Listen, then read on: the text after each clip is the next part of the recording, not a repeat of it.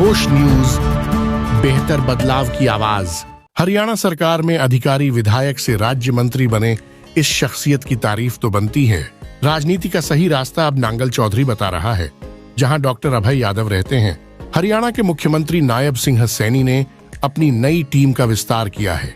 इसमें एक नाम हरियाणा के सबसे कोने में बसे नांगल चौधरी विधानसभा से लगातार 2 बार विधायक बने डॉक्टर अभय यादव का भी है।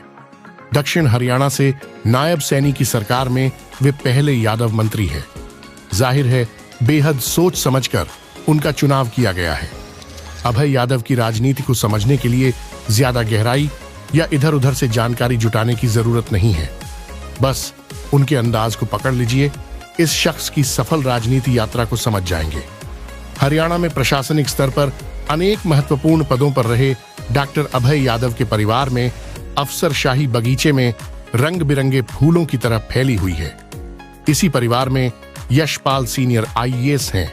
उनके अलावा 3 महिला जज, 2 DSP, 1 DTC और 1 ज्वाइंट ETC स्तर के अधिकारी हैं।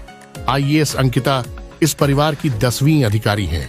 एक समय था जब नांगल चौधरी हरियाणा की डार्क जोन वाली विधानसभा कहलाती थी। जमीन के नीचे का पानी सिस्टम की अनदेखी से तेजी से खत्म हो रहा था। वहीं जमीन पर विकास के नाम पर जर्जर सड़ डहाकें, बेहतर शिक्षा, स्वास्थ्य का अकाल इस विधानसभा की छाती पर बैठकर ठहाके लगा रहा था।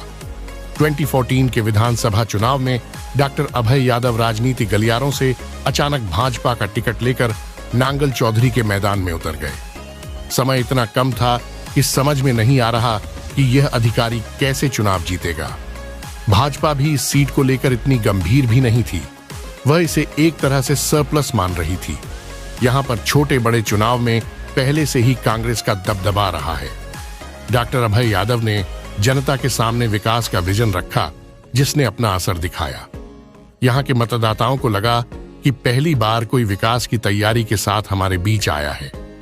विधायक बनते ही अपने पहले कार्यकाल में नांगल चौधरी पर विकास के नाम पर कई सालों से जमी काई को इस रिटायर IAS अधिकारी ने अपने प्रशासनिक अनुभव से हटाना शुरू कर दिया।